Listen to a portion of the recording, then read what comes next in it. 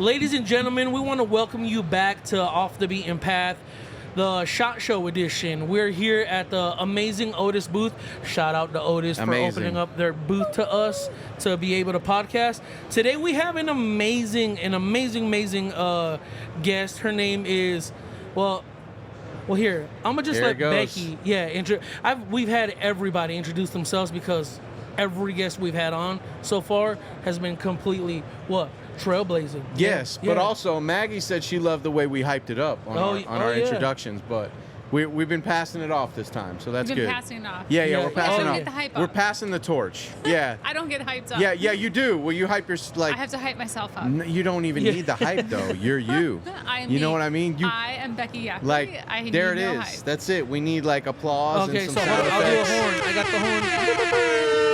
Yeah, we do have sound effects here. We just opted for no headphones because it keeps.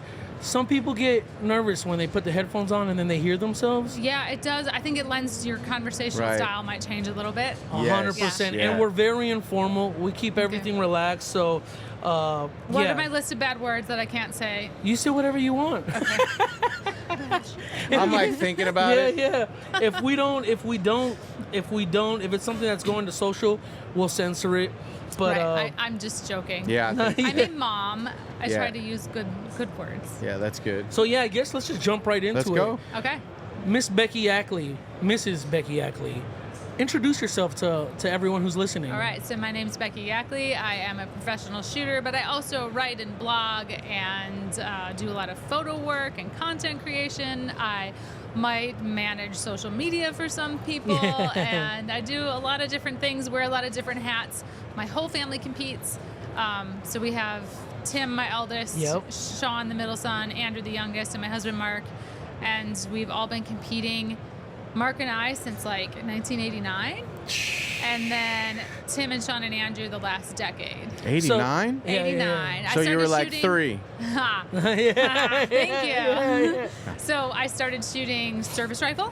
Shot an M14 for 4 years for the state. Yeah. 308 iron sights, the whole NRA service rifle. Yep. So that's how I started shooting. And then I shot small bore and air rifle in college, and that's how Mark and I met at Marquette University in Milwaukee. And then nice rifle. Yeah. Thanks. Yeah, so we shot air rifle and small bore. Wow. And then, so that was NCAA, and then 3-position air rifle. And then we had a friend, Mike Douglas, was on the U.S. team for free pistol and air pistol for the Sydney Olympics. Yep. And there was another gal, Mary Beth Larson, who was on the U.S. team for pentathlon. So she probably knew Tess, who you had on. Okay. Yep. And so Mary Beth and Mike got Mark and I to shoot air pistol and free pistol that year because they wanted a team.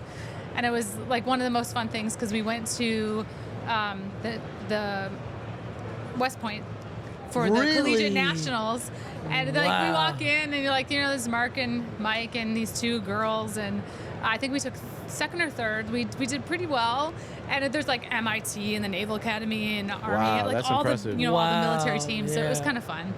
That's cool. So it's you're of course our children are gonna. Did they automatically, as far as getting into shooting, were they coaxed in No. So or they're it was in their DNA. When Tim was 4, Mark was at the State Patrol Academy that summer, and his birthday's in the middle of summer. We bought him a little Red Ryder BB gun, and chopped the stock off. So we found it a few years ago, and I took a picture of him and I with it because he's now he's 6 foot tall, but the stock was this long, and there's a chunk that we cut off that was even longer, and we're holy, that's awesome. Cute. The little sawed off Red Ryder. He's in the backyard going literally crazy. You shoot an eye out. Yes. No, he had chemistry goggles because he's 4. What are you gonna So I just you can shoot all the soda cans you want, and I would sit there and let him shoot soda cans. Yeah, I love that. Sight alignment and trigger control and the rules of firearm safety, right? That's what I did with my son and his BB gun. Yeah. Except he wasn't 4, he was 14 at the time. So you said something. I learned this last year when we stopped by the High-Vis booth. Shout out to Tess. She's amazing. She's the one who introduced us. She said to us, "You guys know Becky Yackley?" We're like, "No." And she's like, "You guys need to know her." We're like, "Why?" She's like, "Why not? She's all around amazing." Yeah. And then she said, her whole family shoots. Yeah. So what was because to me that's impressive. I have children. My son is the only one. Well, my son and my youngest daughter love shooting. My wife is from Texas, so she loves shooting, but she's not like, oh, let me go grab a gun and go train. What was how was it getting the children involved? Was it something that was just a natural order of progression? Very natural. I mean, so when they were younger, like BB guns, airsoft, they loved airsoft. Wow. I've got a story about airsoft I'll say remind me there's an airsoft story. Okay. Airsoft story. But and paintball and all of it, they love it all. But when they were younger, we were living at Quantico, or we're near Quantico, and Mark was in the Pentagon with the Marine Corps. The kids were doing wrestling with the Marines at Quantico. They did swim team, and swim team in Virginia is really big. Wow. Like there's the year-round swimming and summer, but we just did the summer, and we'd go to these swim events. We'd get up at 4:35 in the morning. We'd be out there, and then they'd say, oh, well, the parents need to work concessions or clerk a course, or you need to help with this and timers. And I always felt like I want to see my children. I'm here with my family, but I'm not with them. And they're running around, and then there's points where you're like, I haven't seen the youngest in an hour. Where is he? And he's, of course, eating candy, sitting under the little tent. But we just, after enough years of that, we felt like, why don't we do something we can all do together? So we just started back to competitions. That's awesome. Yeah, so we had a 20 gauge with the buttstock sawed off in this really thick recoil pad. And the first 3-gun match we ever shot was down in Virginia, outside of Fredericksburg. So like a local match. And No way. that was the first 3-gun. And then, just as we got into it again, like back in competitions more, they would come with us. The youngest was 9 at that time. So he would come to like a local league night, and maybe he'd shoot a stage and then go sleep on the couch. That's so, that is dope. Is there, how competitive what are does the it rankings get between your kids? y'all? Well, so Tim, our oldest, the one who got the BB gun when he was 4, he's sincerely the most accomplished. He's a grandmaster pistol shooter in USPSA. He's been on IPSC rifle, pistol, and shotgun teams for the U.S. on the official teams. The first 2 rifle world shoots, he was the top ranking U.S. shooter out of everybody that went for the U.S. So he's very accomplished in that regard. But he's doing a bit of instructing now, some cool stuff. Wow. And I think, I'm sorry, I didn't mean to. Didn't we? Yeah, you we had, met him. he was the one. one. NRA. Okay, he yeah. was. He's like 6 foot 2 No, or 3. he's like I don't know. The youngest is taller now. The baby, Right. the baby's the tallest, but yeah. Wow. But so Tim is really truly the most accomplished out of everybody shooting, and he also just has. People will watch him shoot and say, I don't know how he did it that fast, but he's very clean. And one of the best descriptions in how he gets there, we were walking stages for one of the big 3-gun matches, in the heyday, Andy Horner's Blue Ridge Mountain 3-gun. And you do all this stuff with pistol in a barn, and then you dump your gun, and you pick up your shotgun, and there were, there's slugs, there's birdshot. Then you're going to go to your rifle. Right. And my middle son, Sean, and I are walking the stage, and we're like, okay, so there's that slug, that slug, that slug. And Tim walks up, he's like, no, your feet need to be right here. And it was clocking it a few degrees so you could get the best position on these slugs, and then as you leave the position your body is already situated so you're gonna he's thinking about it on a very thin slicing that down to a microscopic level.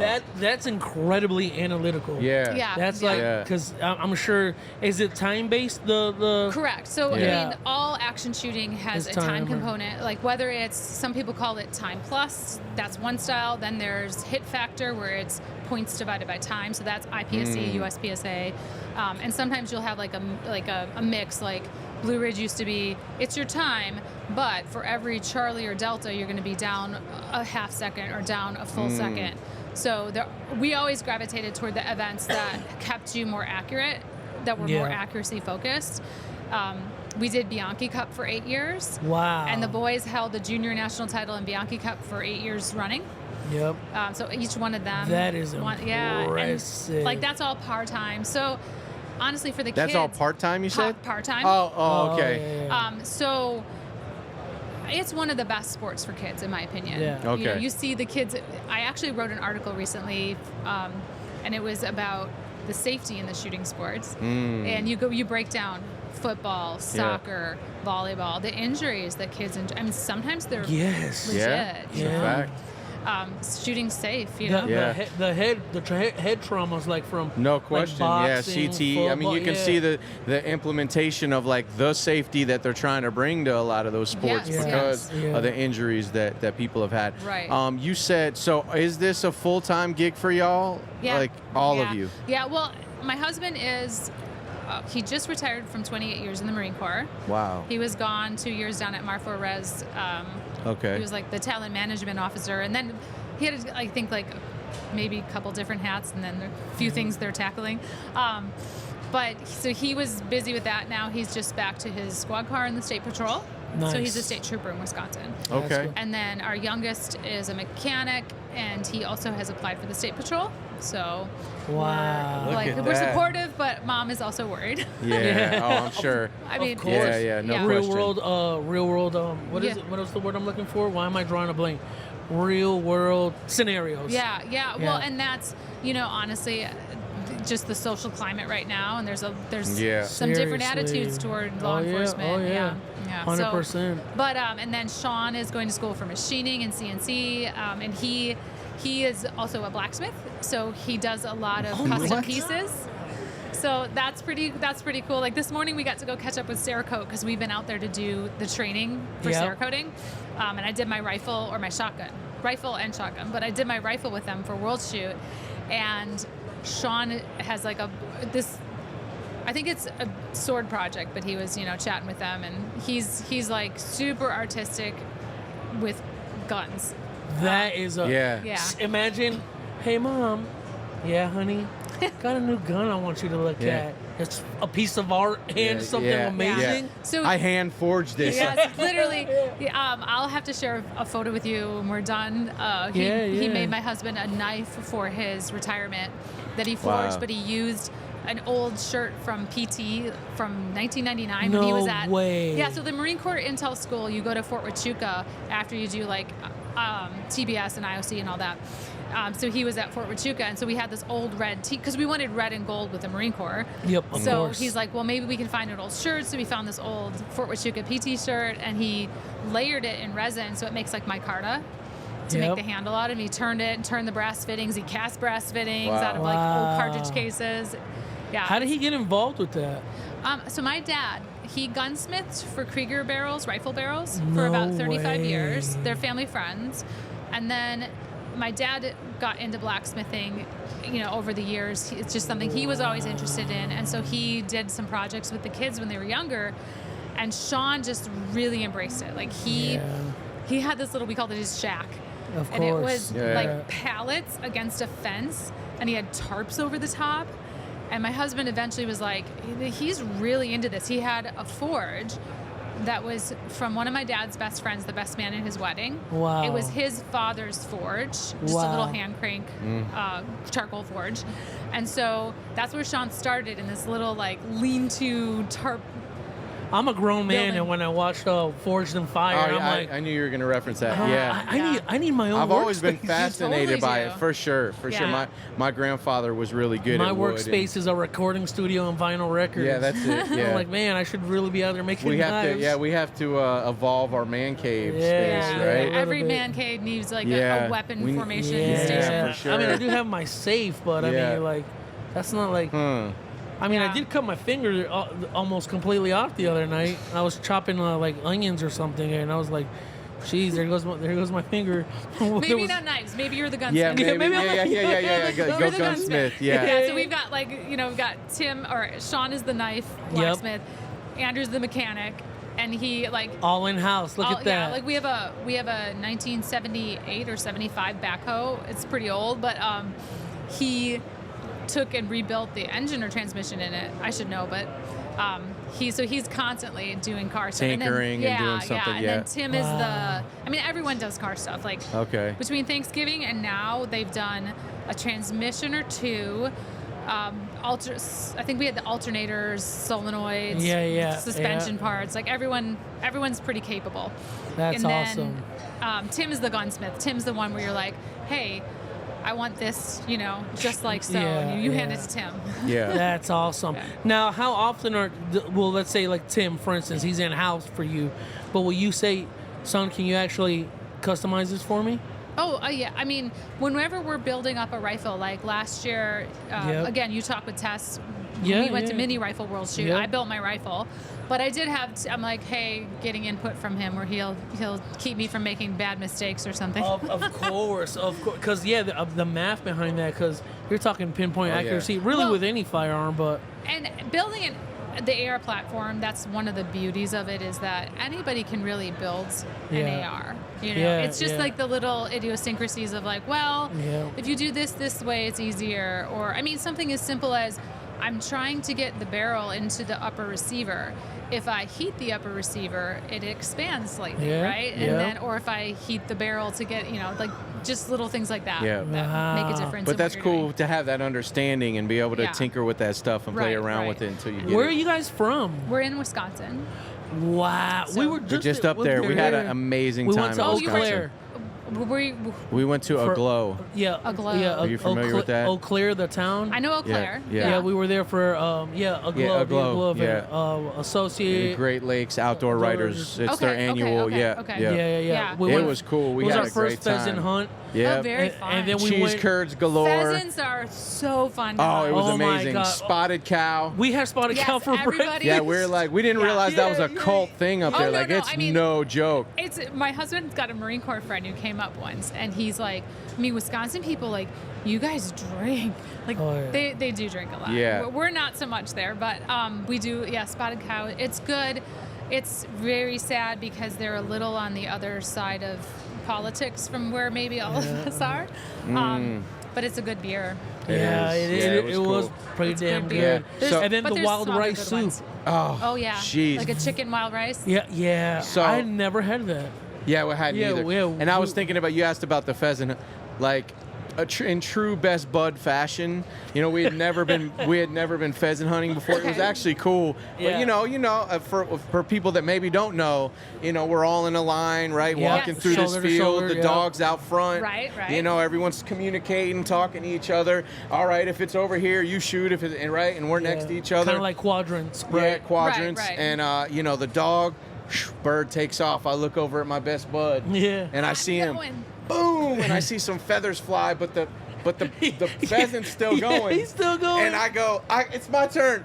Boom! And I took him down. We were like, let's go! So everyone was like, first time. Only to not be able to locate the I know, we freaking couldn't bird. find the bird. You didn't find it? No, You because ended up finding it? no, the dog was exhausted. He had already gone through, I so think, they 4 passes through the field. Yeah. And the handler Because he was brought 4 dogs. He's like, I got to go get a new dog. And then by that time, the scent was long gone. Yeah. And they will, pheasants will hunker down and just freeze. They will, we they didn't will know that. freeze. That's cool. Yeah. And we were told, obviously, afterwards, most people love this type of hunting because you're able to talk, communicate, have fun, and then when you see the bird, it's like go, get go, it. go, go. Where deer hunting or any big game, you're just kind of like. Yeah. So I'll give you a deer hunting story. Now here we go. Let's go. Kind of an embarrassing one. My dad had a really good friend Gino Gromf. He was from Colombia. His family was in Bogota.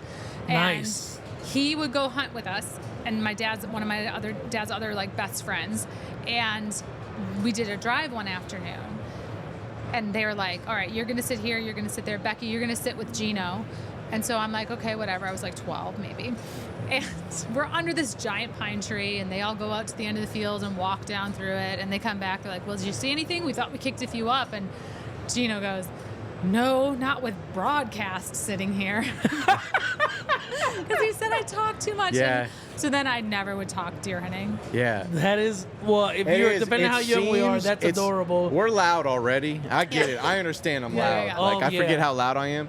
And I say this because we were documenting a deer hunt up in North Carolina, and I don't realize how, even, it's like it's an echo chamber. Even when I'm trying to be quiet, but she kept looking at me like, I know I'm trying to be quiet. It feels like everything you do is amplified. I'm really hitting loud. a cymbal. Your zipper's I'm doing a and I'm like, I can't move, and I got camera gear. Were you in the so blinds, I or can were you- appreciate. Yeah, we were in the blind. Yeah, and I'm trying. It was a redneck blind, right? Yeah, it was actually nice because my only reference of a deer stand was like with my pops 38 years ago in a hunting A lease tree we had in stand. Florida. Yeah. You know what I mean? And we're up there, and he's like, "Stop moving, stop!" You know, and I'm like, "Okay, Dad." Pulls your But hair. I walked up in there, I was like, "Yo, what is this?" Yeah. You know, I had like green light in there, and we were kind of chilling, but the movement, it just seemed like everything makes was, it noise. yeah. So our second season, this is our third season. Our second season was featuring all amazing ladies. Okay. Obviously, you're an amazing individual, amazing woman, and you've raised an amazing family with your husband. I wanted to ask you, because we got a lot of new listeners. The goal with this podcast is to bring in new people into the space. What tips would you have specifically for women, young ladies, or grown women who want to get into the shooting world or any shooting discipline? What is some advice you'd give them? I would say, like, my best piece of advice would be to find somebody that you know and trust that's knowledgeable, and just go to the range with them. If someone's inviting you, they're inviting you because they want you to have a good experience and understand firearms.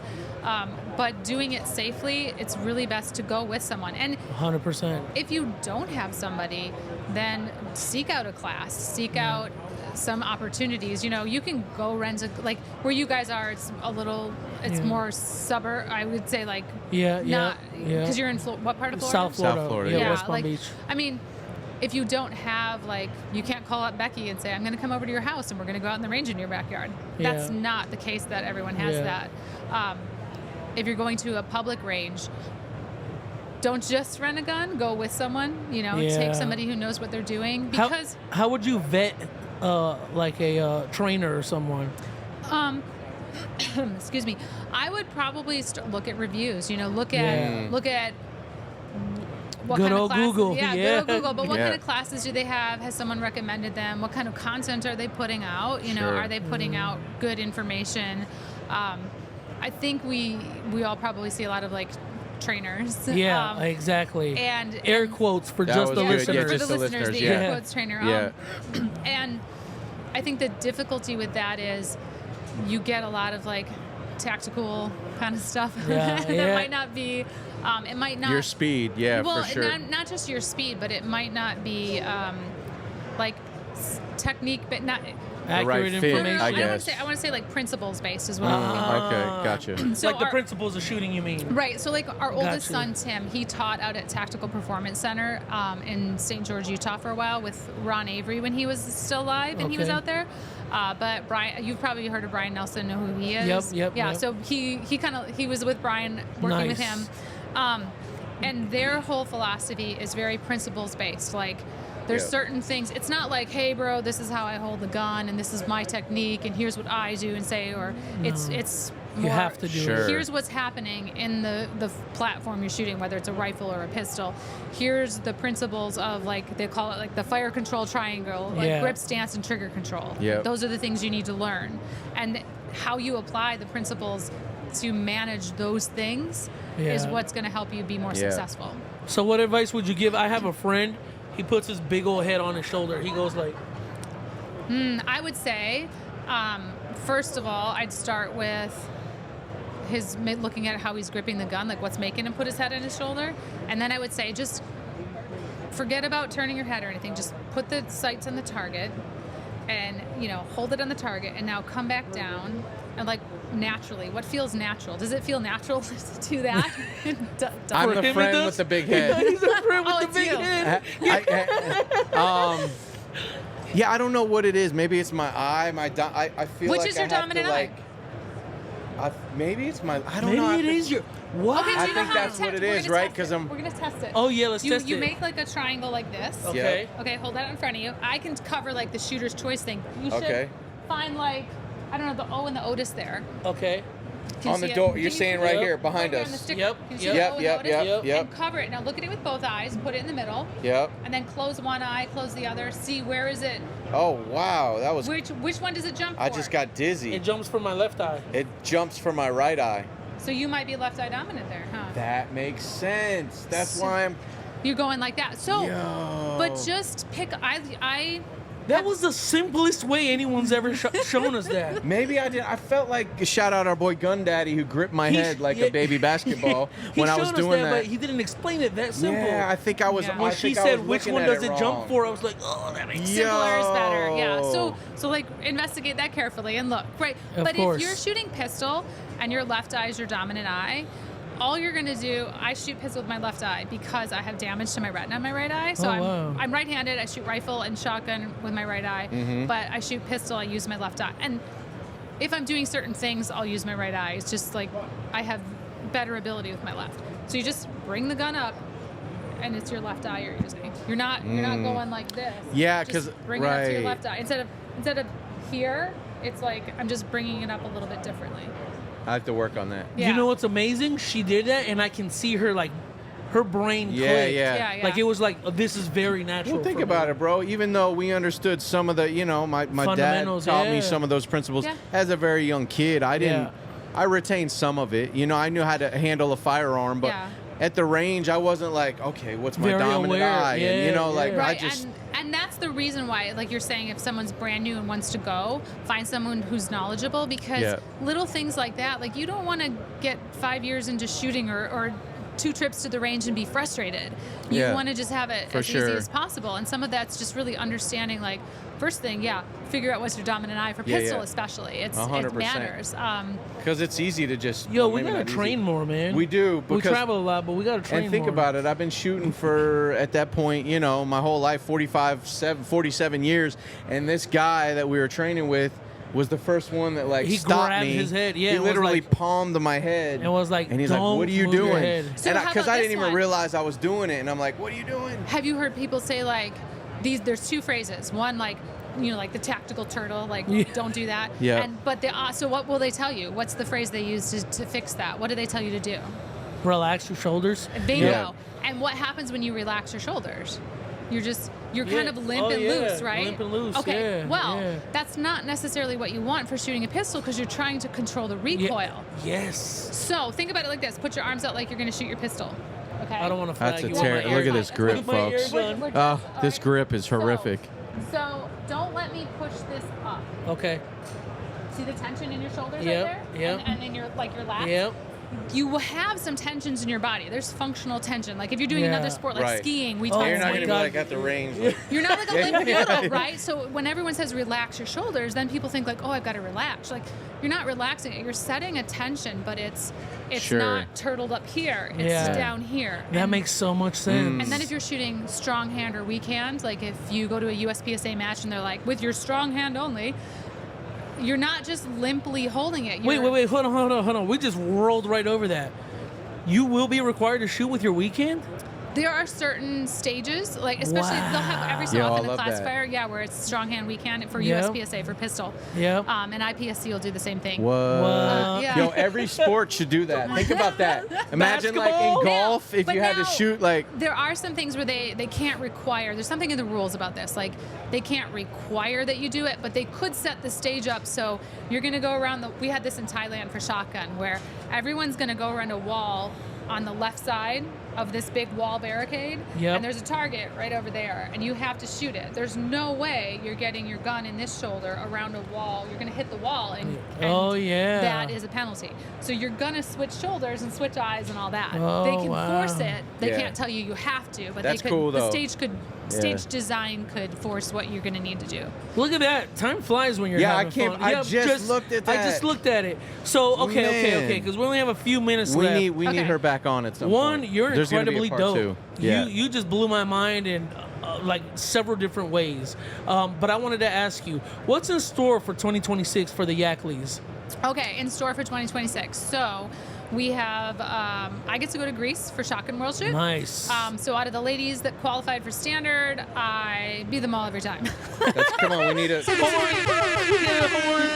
I had to hype myself up. There's my hype. And so I'm really excited about Greece and shotgun, and that's like the big thing for the year. I'm also going to go shoot a rifle match in Poland. My boys have shot that one with me before. Awesome. Next year we have rifle world shoot in Mongolia, and we have qualifiers this year. So I'm going to do a lot of rifle shooting.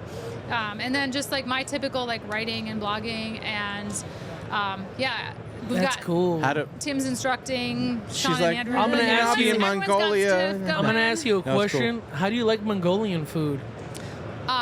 She's like, I'll let you I know don't next year. Oh, you've never been? All I can think of is Veggie Tales Mongolian. Wait, have you been there before? Yes, that's great. VeggieTale, shout out to Christian Cartoons. I love them. Yes. All right. How do people like tap in find with you? y'all? Yeah. How do they find you? I have a website. It's BeckyYackley.com. I need to update stuff, but on Facebook and Instagram, I'm most active on Instagram, and it's just Becky Yackley. Becky Yackley. Spell out what is it? BECKY. CKY. YACKLEY. Okay. Yeah. Awesome. Cool. So follow us there, and Sweet. Yeah. Guys, we want to was thank y'all. amazing. Yeah, Yeah, we want thank to you. thank y'all for tuning in, tapping in, staying connected with us. It's been an incredible 30 minutes with Becky Yackley. She's a professional at what she does. Incredibly experienced. Yep. Becky, thank you so much. Thank you. Thank you guys Thank for you to having Otis me. for Thank you, having Otis. us. Yep. Yep. Yep. Yeah. And stay tuned for the next episode. Yes. Woo-hoo.